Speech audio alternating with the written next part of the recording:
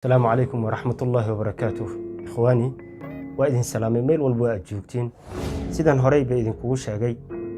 العكتا إن لها جاجيو أما إنا تاجر نقطيت أما إنا فقري حتى كبحديد وحي أباها انتهي كلية قفك بني آدم كائنو فكرة إلهي سبحانه وتعالى أنقو قاون أيونا أبوري أنقا وحان سميني إنا درك الراتسنو عقل قاس أيونا سيي إنا درك الراتسنو أنسوق بسنو أسكدونو عقل قاسو إلهي نسيي سيدا سلم ده إلهي dhulkan wuxuuna keenay anagoo faqri ah macnaheedu naguma xukumin inaan faqri si ahaan laakiin waxay u dhaxaysaa nasiib ilaahay wuxuu nagu qoray oo ah inaan taajir noqon doono iyo inaan faqiir noqon doono iyo wadada anaga aan raaci lahayn wadadaas qof walba haduusan marin uusan taajirnimada wadada ku noqon lahaa iyo fikirkeeda uusan marin macnaheeda halku uu taagan yahay kama zuula sida ay u baahan tahay marada inaan soo qabsano aqoonteeda iyo fikirkeeda iyo ilhaamkeedu ilaahay nagu ilhaamay aan u baahanahay sida si lamid ah waxaan u baahanahay inaan fikirno oo aan sida marada u soo qabsanay lacagta u soo qabsano taajiriinta waxay yaqaanaan shuruuciyo ama nidaamyo hadii ay maraan lacagta sida birlabta ay birta u soo aruuriso sida si lamid ah ay u soo aruuriyaan qaanuunkaas ay taajiriinta yaqaanaan ma ah mid ayaga gaar u ah ay qarsadeen ama sanduuq ay ku soo xirteen ma waa mid dadka haday fikiraan oo idil ama qaanuunkaas ay maran isla sidii taajiriinta amal ay lacagta aruurin karaan marka inaan taajir noqono oo aan ka baxno faqrigan ileen subax walba waxaan u kalahnaa qaabkan xoolaha oo aan ku heli lahayn hadaad ku fikirtay inaad xoolo heshid macnaheedu ma aha inaad ka xishootid asaliibda ama weeyada lagu raadiyo lacagta inaad ogaatid inaad ka xishootid ma marka saad daraadeeda afar weey aan rabaa inaan ku soo bandhigo ama afar qaab afartaas qaabna haduu ilaahay yiraahdo hadaad dabaqdid waa aad dhaqan gelisid oo aad dabeecadaha aad ka dhigtid inaad hanti yeelan doontid insha Allah afartaas waxa sal u ah saldhigga ay ka duulaan u ah maamulka imaareynta lacagta la maamulo qof walbo oo koonkan ku nool lacag way soo martaa ha yaraato ama ha badnaato taajir ha noqdo qofkaas ama faqiir ha noqdo lacag way soo martaa farqiga waxa sameeya qofkaana taajir ka dhiga qofkaana faqiir ka dhiga waa qaab maamulka lacagtana soo gashay oo qof walbo u maamulo taajirka lacagta soo gasha wuxuu ku dadaalaa inuu geliyo meel ay lacag kaga soo laabanayso uu faa'iido ka soo helay halka faqiirka lacagta soo gasha uu ku bixiyaa meel aan waxba kaga soo laabanin ma aragta farqiga ay sameeyeen marka ay lacagta soo gashay marka lacagta qaabkan u maamulno radu ficliga aan sameeyno ama qaabkan u fikirno markay lacagtana soo gasho ba waxay xukuntaa inaan taajir si ahaano ama inaan faqri si ahaan marka ugu horeysa waxaan halkan kugu soo bandhigayaa afar qaab ee lacagta lagu maamulo ama saldhig u ah inaad taajir noqotid ama saldhig u ah qaab kale aan u sheegay inaad faqriga aad ka tagtid tan koowaad waxa weeyaan markay lacag ku soo gasho bisha ugu horeysa ama bisha lacagta ha ka soo gashay hadiyad ama deeq ha ka soo gasho ama mid aad shaqaysata ha ahaato waa marka ku fikirtid inaad lacagta maamushid weeyaan waa inaad miisaaniyad samaysatid miisaaniyadda waxay ka caawinaysaa xakameynta lacagta la xakameeyo qaybta ugu muhiimsan miisaaniyadda weeyaan waxaad miisaaniyad samaysanaysaa bishan waxaad u baahan tahay oo noloshaada guriga ku baxa miisaaniyad waxa weeyaan inaad qorsheysid maxaad u baahan tahay bishan biilka guriga ama noloshaada gaarka ah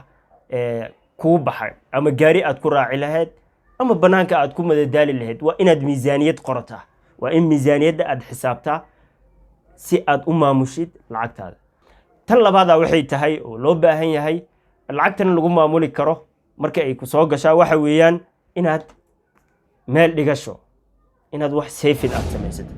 qof aan saving lahayn ma aqaani aniga qaabku kaga bixi doono faqriga ama qaabku taajir ku noqon doono inaad wax meel dhigatid in bishii wixii ku soo gala oo idil aad laysid macnaheedu waxa weeyaan bisha kale halkaagii un baa taagnaanaysa marka qofka markuu rabo inuu faqriga ka baxo ama aad rabtid inaad faqriga ka baxdid ama aad rabtid inaad taajir noqotid waa inaad ku fikirtaa nolosha oo kaliya bisha maaha waa inaad ku fikirtaa qaabkaad wax meel u dhigan lahayd inaad wax meel dhigatid bishan bisha kaleetana wax meel dhigatid bisha kaleetana wax meel dhigatid waa talaabada aad u qaadi lahayd mustaqbalkaaga waa talaabada faqriga aad kaga talaabi lahayd markaad wax meel dhigatid ra'yi wanaagsan ma aha qofka waxa bishan soo galo idil inuu wada laayo macnaheedu haddana uu ku yiraahdo waxaan rabaa inaan faqriga ka tago faqriga kama tagaysid haddii wixii bishan ku soo galo idil aad laaysid faqriga kama tagaysid oo taajir noqon meydid wixii ay haysid oo idil wax la wada isticmaalay bishaas haday yihiin waa in qof wax meel dhiganay aad noqotid aad ku dadaashay midda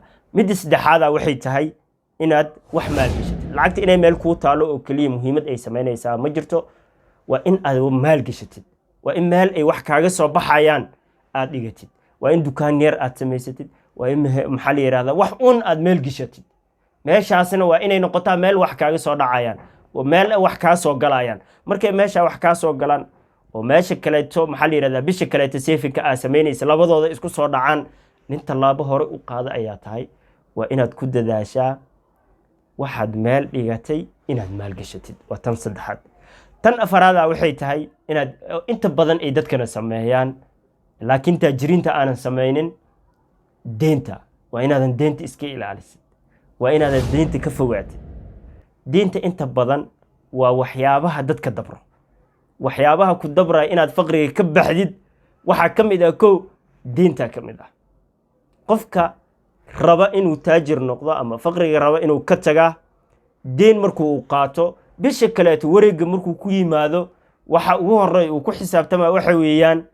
inuu deenta iska bixiyo inuu wax meel dhigto halka dhig deen baa laga rabaa dhigan waa in deenta uu iska bixiya marka deenta aad qaadatid kuma gudbinayso deenta aad qaadatid kuma gudbinayso inaad taajir noqotid badeed deenta waa laga marmaan qof walba uu qaataa laakiin deenta waa inay tahay deen adiga taajirnimo ku kaxaynayso deen bari inaad qaadid $1,000 maanta ama $2,000 ama intaasoo $1,000 inaad qof ka deensatid britano bisha dambeeto markii la gaarina aad qofkan siinaysid ma aha dhaba aad kaga bixaysid faqrinimada cycle-ka saas u wareegana maalinkan ninkan siisid 2,000 birin 2,000 kale taa u baahanaysa marka inta aad ka maarmi kartid deen inaad qaadatid waa inaad ku dadaashid inaadan deen qaadanin inaad taajir noqotid qaanuun loo mara ay leedahay kuma sharxayo inaad faqiir noqotid qaanuunka loo maro marka maadaama qaanuun iyo nidaamyo loo maro kalar loo mara ay jiraan inaad taajir noqotid waa inaad ku fikirtid ama nidaamyadaas inaad martid waa inaad ku fikirtid inaad martid wadooyinkaas si aad taajir u noqon lahayn anagoo idin Cabdurrahman bin Auf radiyallahu anhu wa ardaah sidaan wada naqaano waa saxaabada rasuulka kamid ah markuu Makka ayuu ka soo haajiray wuxuu kamid ahaa saxaabadii Makka ka soo hijrootay Madiina timid Madiina markii la yimid saxaabada rasuulka sallallahu wasalaamu alayhi ka soo hijrooday Makka wuxuu arkay xaaladaha ay ku sugan yihiin duruufa iyo waxa la soo waajahay ayuu arkay Madiina markii la yimid rasuulka sallallahu wasalaamu alayhi wuxuu walaaleysiiyay saxaabi muhaajir ah iyo saxaabi ansaari ah Cabdurrahman bin Auf aan u socdo ba wuxuu walaaleysiiyay saxaabi reer ansaar ah Sa'd bin Abi Rabi'a la yiraahdo radiyallahu anhu wa ardaah asagana ganacsada aha Sa'd bin Abi Rabi' radiyallahu anhu wa ardaah Cabdurrahman bin Auf markuu u yimid wuxuu ku yiri Cabdurrahmanow xuleyga waa kuwana barbaan u qaybiyay barna qaado barna aniga aan qaato ku shaqaysu yiri walaalkeyga waa tahay hatta waxa la yiraahdaa riwaayooyinka qaar ay sheegan hatta xaasaska inay maxaa la yiraahdaa isu tanaazuleen bal heerka ay ka gaareen iimaanka Cabdurrahman bin Auf radiyallahu anhu wa ardaah waagi markuu bariyay wuxuu ku yiri walaalkeygiyo waxa ay tustaa suuqa seelada wax lagu ganacsadaa itus ayuu yiri suuqi ayaa la tusay Cabdurrahman galabtii markuu soo galbaday xogaa wax buu haystaa ilaa gadaal dambe ganacsado weyn ee 10ka ugu sareyso uu ka mid noqday reer Madiina ama qofka uu sareey xataa soo aaday Cabdurrahman sanado dhowr ah kadib 700 oo ayuu diinta islaamka ugu yaboohay uu ballan qaaday uu ku soo deeqay 700 oo sahadeeda wadato ayuu mujaahidiinta ku caawiyay Cabdurrahman bin Auf oo maalmo ka hor waxba haynin Cabdurrahman markuu leeyahay dullani ala suuq ama itus suuqa wuxuu yaqaanay qaanuunada loo maro ee lacagta lagu soo qabto balu fiirso ganacsado ahaa jiray reer Makka ah uu ka soo hijrooday xoolihiisa idil uu ka soo tagay uu faramarnaa laakiin wuxuu haayay Cabdurrahman qawaaniinta loo maro lacag qabashada ayuu yaqaanay dullani ala suuq yiri itusi suuqa waan wada naqaanay cabdiraxmaan gadaal dambe hantiilayaasha ugu sarreeya inuu ku beero magaalada ee madiina saxaabadu uu ka mid ahaa dullanii cala suuq yiri suuquu tagay in shaa allah maalin baan sharxi doonaa qawaaniinta cabdiraxmaan bin cawf uu maray marka fadlan haddaad nagu cusub tahay kanaalkan subscribe inoo saar in shaa allah la socod wanaagsan